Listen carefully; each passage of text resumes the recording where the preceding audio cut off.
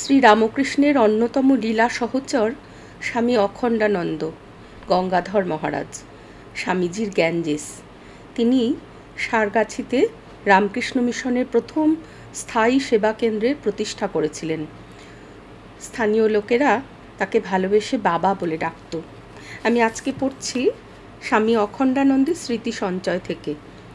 এই স্মৃতি সঞ্চয় সংকলন করেছেন তার বিভিন্ন স্মৃতি এবং কথা স্বামী নিরাময়ানন্দ। তিনি অখণ্ডানন্দজিকে অনেক সেবা করেছেন, তার সান্নিধ্যে বহুদিন থেকে তিনি এই কথাগুলি নোট করেছেন, পরে সেটা বই আকারে এসেছে। আমি আজকে অল্প একটু পাঠ করছি 60 নম্বর পৃষ্ঠা থেকে একটা জায়গা।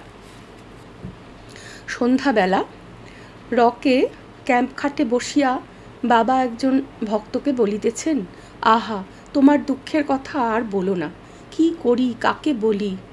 ঠাকুরকে বলি একটা উপায় করে দিতে। ঠাকুর ঠাকুর, দেখো কখনো দমে যাবে না, শত দুঃখেও কখনো সুখের প্রার্থনা করবে না। তিনি ঘা সইয়ে সইয়ে নিয়ে যান। তুলসীদাসের একটি দোহা অতি দুঃখের সময় দিনরাত মনে মনে বলতুম, সুখ মে বাজ পড়ু দুঃখ সরহু সঙ্গ। সুখ তাকে ভুলিয়ে দেয়, দুঃখ কেবলই তাকে মনে পড়িয়ে দেয়। বলছে সুখে বাজ পড়ুক, দুঃখ তবু সঙ্গে থাক। আরেকদিন আরেকটি ছোকরা ভক্তকে তার কথার উত্তরে বাবা বলছেন, হ্যাঁ, এই বয়স, এখন কাম ক্রোধের তাড়না তো হবেই, আর এর পারে যেতেও হবেই। যেখানেই থাকিস আর যেখানেই থাকি জানাবি, বুঝলি? সব কেটে যাবে, তাই যদি না যাবে তবে এসবের মানে কি? অন্য এক সময় আপন মনেই বাবা বলছেন, দূরের কাছে লোক আছে, যাদের লোক দেখানো ভক্তি তাদের টেকে না, ওই লোকের দেখা দেখি বা লোকের ভয়ে চলে যায়। প্রথমটা খুব ঢলাঢলি, বাবা বাবা, শেষে চুপ, ডাকলেও আর সাড়া নেই। ও ভালো না, যা রয় সয়, বেশি দেখিয়ে লাভ কি? কার কীরকম ভক্তি সে তো দেখলেই বুঝতে পারি। জনৈক ভক্ত চিঠিতে প্রশ্ন করেছে, গুরুমূর্তি আগে ধ্যান করব কি ইষ্টমূর্তি আগে, কোথায় ধ্যান করব? বাবা বললেন, লিখে দাও, ঠাকুরই গুরু, ঠাকুরই ইষ্ট, এর আবার আগে পরে কি? হৃদয় ধ্যানই প্রশস্ত, যেন তাকে দেখছি এই সামনাসামনি, আবার যেন হৃদয় মন্দিরে তিনি রয়েছেন, আমি এসে দেখছি। যাদের ইচ্ছে তারা দীক্ষাগুরুকেও প্রথম ভেবে নিতে পারে, যদি চিন্তার সুবিধা হয়। ওর কিছু নিয়ম নেই, তার চিন্তাই দরকার। গুরু পূর্ণিমার দিন একটি ভক্ত ঠাকুরকে পায়েস ভোগ দিয়েছে। দুপুর এসে সাক্ষাৎভাবে গুরুদেবের পায়ে পুষ্পাঞ্জলি দিতে এসেছে। বাবা এইমাত্র স্নান করে ঘরে বসেই ইষ্ট স্মরণ করছেন। পূজারি এসে জানালো, পায়েস ভোগ বেশ ভালো হয়েছে। ভক্তটির পুষ্পাঞ্জলি গ্রহণ করে হাসতে হাসতে শুদ্ধ ভাষায় উচ্চারণের ভঙ্গিতে বাবা বলছেন, সুবুদ্ধির উদয় হইল। তারপর আরও 2-1 পুষ্পাঞ্জলি দিলে বললেন, আশ্রমের এরা সব জানে না। সন্ধ্যাবেলা রকে ক্যাম্প খাটে মহারাজ শুয়ে আছেন। অনেকক্ষণ ধরে কোনো কথা না হওয়ায় ভক্তটি গুরু পূর্ণিমার সম্বন্ধেই জিজ্ঞাসা করল। বাবা বললেন, কেন, কি বৃত্তান্ত জানি না তো, দেখতে হয়, আছে সব। কোথা থেকে শুরু, কতদিন থেকে? এই সময় চাতুর্মাস্য শুরু হয়, সব গুরুর কাছে আসে। পশ্চিমে খুব ধুম, এদিকে চল নেই। হিমালয়ে তীর্থে তীর্থে ঘুরে বেড়াতাম, তিথি নক্ষত্র জানতাম না, তবে বছরের একটি দিনের হিসেব রাখতাম, শিবরাত্রির পর দ্বিতীয়া। উপোস করতাম, ব্যাস।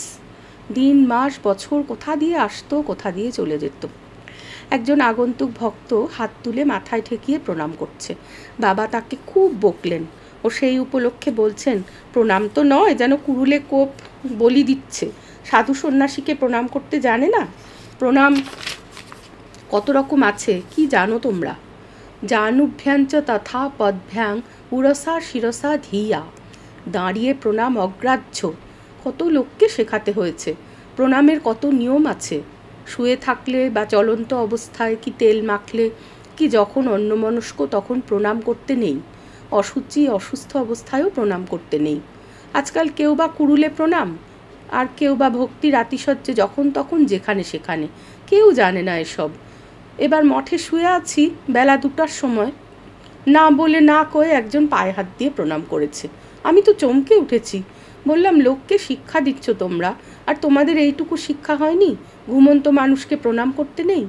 পরে উঠে বসে বললাম, নাও এবার একবার ভালো করে প্রণাম করো। আবার ৬৬ নম্বর পাতা থেকে আরেকটু পড়ছি। অক্টোবর ১৯৩৬। প্রণাম করে উঠলে বাবা বললেন, ভোরবেলা ভাবছিলাম স্মৃতিকথা কে লিখবে, দেখলাম কি তুই এসে দাঁড়িয়ে। একটু পরে বললেন, কাজে লেগে যাও, কাজের লোক করব তোমাকে। এই কথা বলে পিঠে একটা চাপড় মারলেন। তোমারও কাজ আমারও কাজ।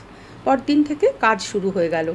মাটিতে আসন পেতে ডেস্কের উপর লিখতে লিখতে একসময় ভক্ত পাশে কার সঙ্গে কি একটু কথা কয়েছে বাবা শুনতে পেয়েছেন। আস্তে আস্তে পিছনে এসে দাঁড়িয়ে বলছেন, কাজের সময় কথা বলবে না, শুনবেও না। স্বামীজি একদিন কাগজ পড়ছিলেন, আমি ঠেলা দিয়ে ডাকছি, এক মনে পড়ছেন। শেষে বললেন, আমার কটা মন? যখন যেটা করবে সারা মনটা তাতেই ঢেলে দেবে, তখন কথাবার্তা সব বন্ধ। স্মৃতিকথার কপি তৈরি হচ্ছে, প্রেসে যাবে। বসুমতীর সঙ্গে চিঠিপত্র লেখা হয়ে গিয়েছে। ভক্ত শুধু বলল, উদ্বোধনে যাবে না কেন? বাবা বললেন, উদ্বোধন তো আমাদের আছেই, বসুমতীও আমাদের। উপেনবাবু ঠাকুরের কত ভক্ত, বসুমতীই তো আমাদের প্রথম কাগজ, তারপর তো উদ্বোধন হলো। পুজোর কয়দিন মাতৃ সকাশে কাটিয়ে ত্রয়োদশী সন্ধ্যায় সারগাছি ফিরলে বাবা বললেন, আমি জানতুম আজ তুমি ঠিক আসবে। পরদিন সকালে বললেন, আমার এখন কি ভালো লাগে জানিস, যেন নির্জনে কোথাও পাহাড়ে কি বনে, নদীর ধারে ছোট্ট কুটিরে থাকবো, কেউ খুঁজে বার করতে পারবে না।